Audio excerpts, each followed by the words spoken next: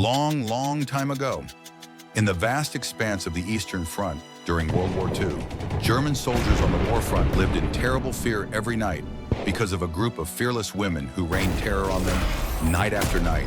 They were so silent and deadly that the Germans named them Nachthexen, meaning the night witches.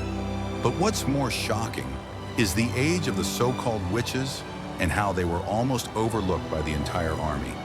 Continue watching to find out why. During the Second World War, female Soviet soldiers were not really appreciated. There were no female combat units.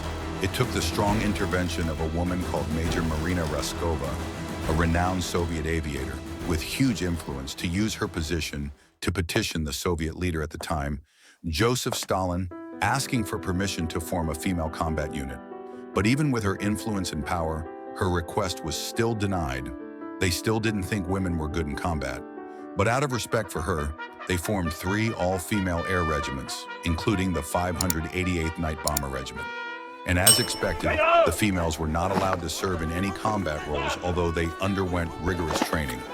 But instead of whining all day about it, they mastered the art of night bombing and how to navigate planes under challenging conditions. Then one fateful day, an opportunity for them to fight came in 1941. As the German invasion intensified, the military had no choice but to deploy these 3 units to fly combat missions during the war. They were led by Major Yevdokia Vershanskaya, and the regiment was made up of, get ready to be shocked, teenage girls. Yes, you heard that right. The oldest were young women in their early 20s. These girls weren't just flying planes, they were rewriting history.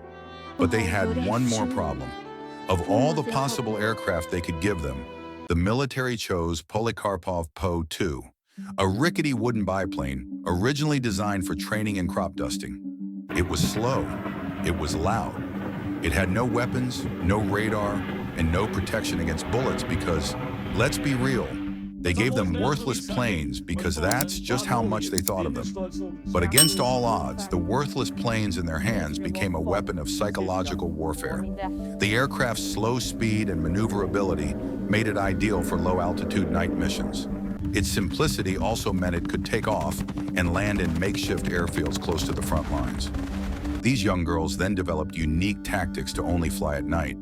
They would also cut their engines near the target and glide silently before releasing their bombs. The only warning given to the German soldiers was the whooshing sound of the wind over the wings. To the Germans, the whooshing sound was like witches swooping from the sky on their broomsticks. This made the night witches unpredictable. These women had no parachutes. If they were shot down, they wouldn't survive. And yet they kept flying. Each crew could fly 8 to 18 missions, dropping bombs over German positions, railway lines, and encampments. The German soldiers were terrified of them. They called them Nachthexen, not out of mockery, but fear. They even spread rumors that these Soviet women were given special injections to enhance their night vision, or that they weren't human at all. But these women were not faceless warriors. Among them were women like Yevdokia Nosal, the first female pilot to receive the Hero of the Soviet Union medal, killed during a bombing run in 1943. Maria Smirnova, a fearless squadron commander whose calm under fire earned her the same honor. And of course, Marina Raskova herself, who laid the foundation for these women to take to the skies and fight for their country. These women faced harsh conditions, including freezing temperatures, enemy fire, and the constant threat of being shot down. Despite these challenges, the regiment flew over 23,000 sorties and dropped more than 3,000 tons of bombs during the war. The Night Witches' contributions were significant in the Soviet war effort. Their relentless night raids disrupted German operations and had a psychological impact on enemy troops. They did it in outdated aircraft with no radar, no technology, and none of the luxuries of their male counterparts. And yet, they were some of the most feared pilots in the entire war.